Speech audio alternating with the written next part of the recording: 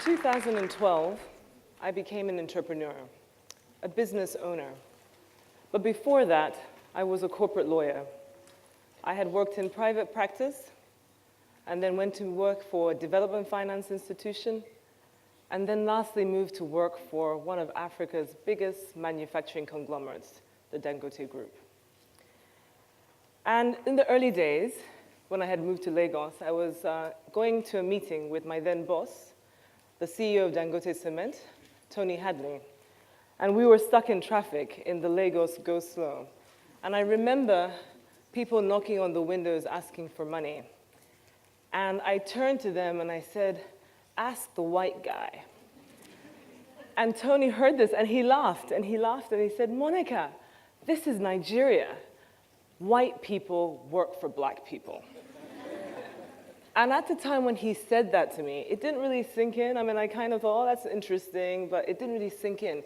It was only later, when I had gone for a meeting with Alhaji Dangote to Zambia to work on opening the cement plant there, after a series of meetings, he turned around and said to me, "Where are your people, Monica? We've been coming here for years. Where are the Zambian banks, the Zambian insurance companies, the Zambian suppliers?" And that's when it hit me.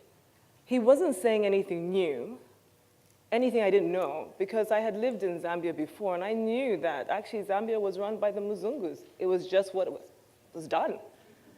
But this time, it actually affected me, because I was living in Nigeria and seeing that Nigerians run their economy.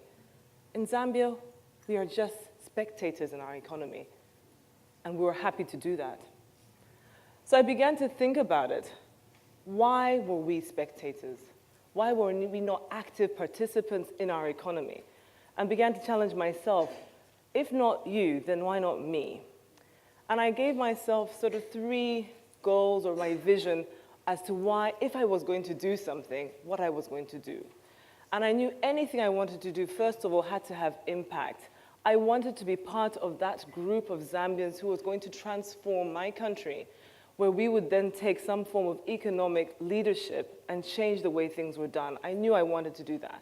The second thing I wanted to do was to create a Zambian brand, a brand which Zambians would be proud of, to call their own, that they would stand behind. Similar to the way Nigerians love and hold dear Dangote, or the same way South Africans stand behind MTN.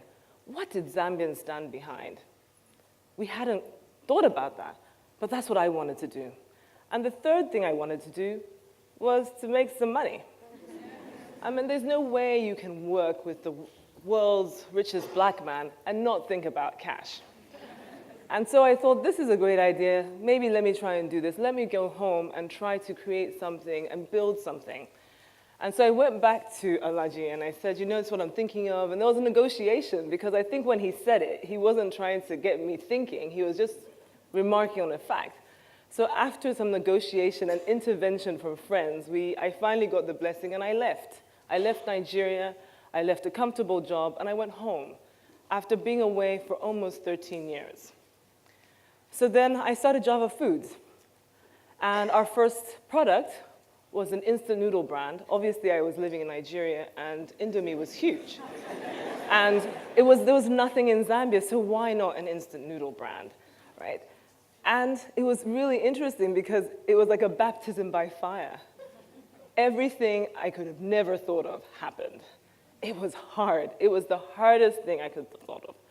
I was a lawyer after all, had not lived in Zambia, knew nothing about manufacturing, fast-moving consumer goods, market, nothing. It was hard. We had small crises on some days. A small crisis was when the salesmen were stopped by policemen to ask for money because the tire was faulty, the lights didn't work. To big crisis when our stock was stuck at the border for 3 weeks, or when they wouldn't pay you, and then you had to pay salaries and suppliers. Big crises.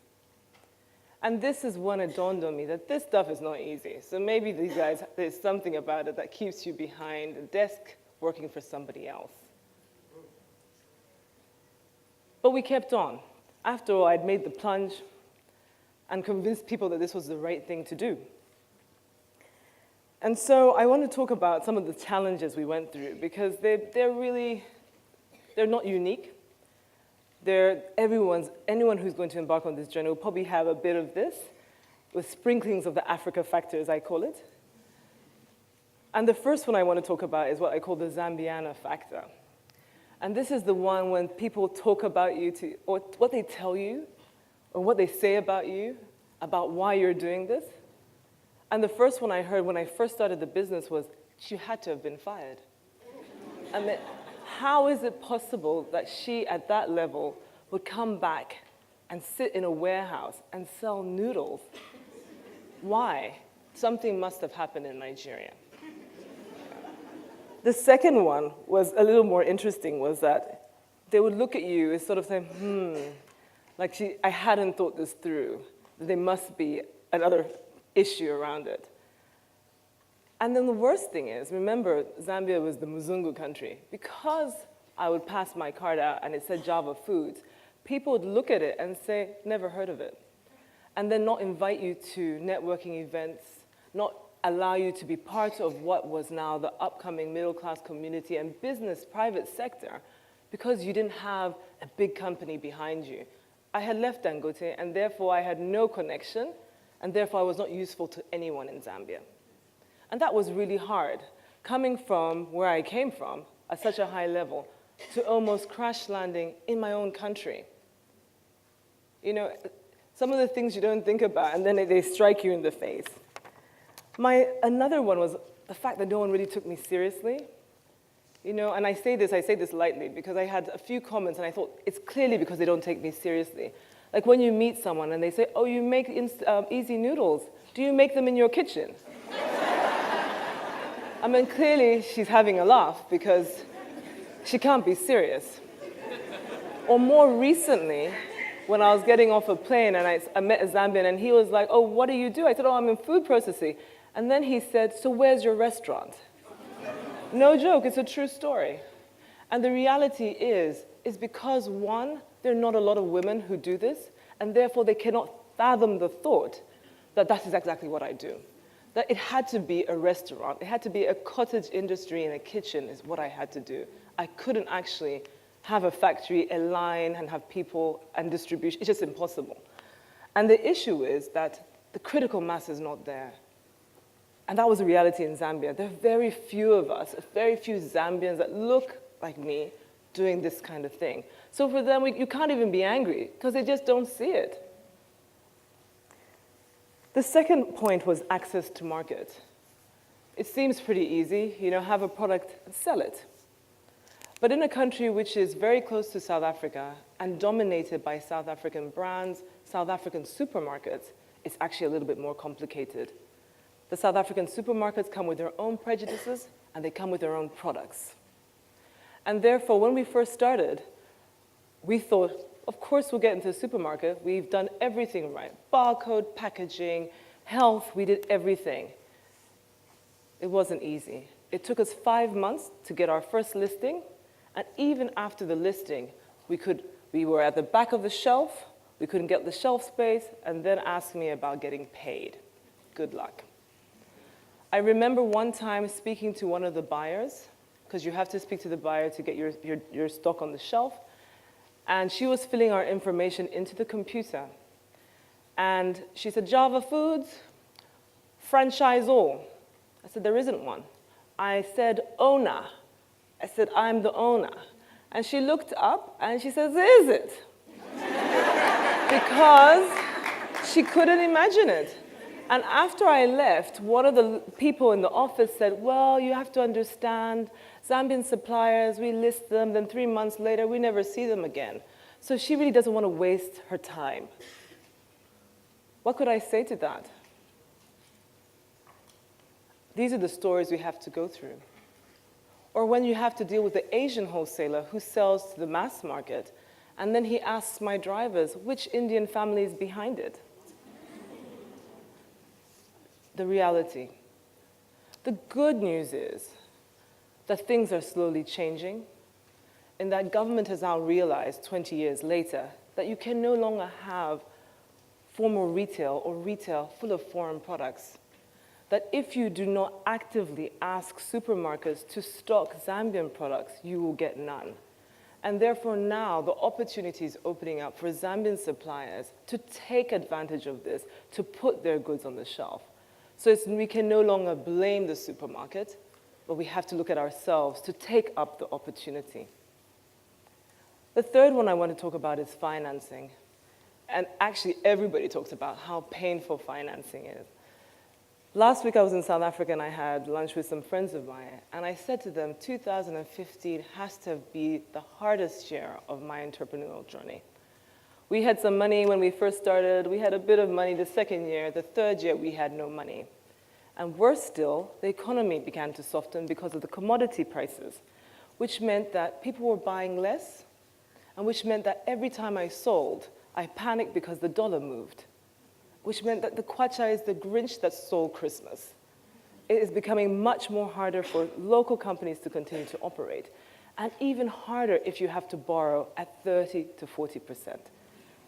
You're dead in the water.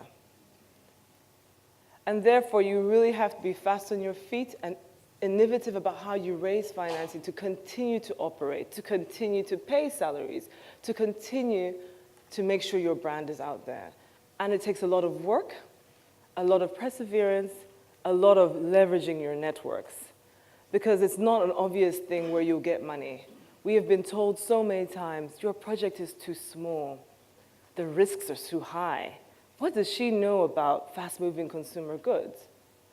She'll never succeed. She's just making the market for a multinational.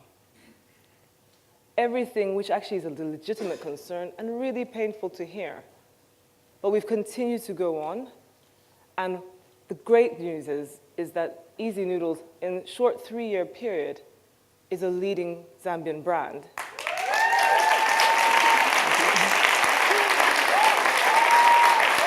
Thank you. And one thing I want to say about it is a leading Zambian brand, not because the Mzungu buy it, because they don't.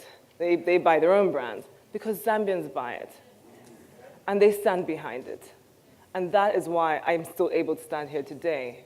So I thank the Zambians who do.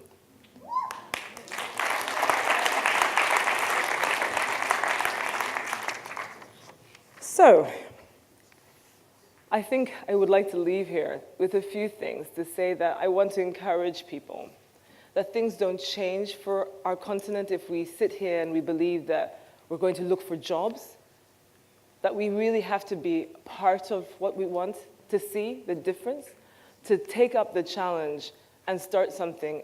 It is definitely not easy. There will be a lot of obstacles, and there will be challenges, but it's definitely going to be worth it. And then, so I will take you even back to my 3 points. Did I create impact? Most definitely. Today, a lot of women, a lot of young men and women, now see that it's possible, that there's nothing stopping them except themselves to take up the opportunity. The second one we've just talked about Easy being a leading brand. It's amazing how it's changed everything and how other people are now creating brands in a lot of other sectors.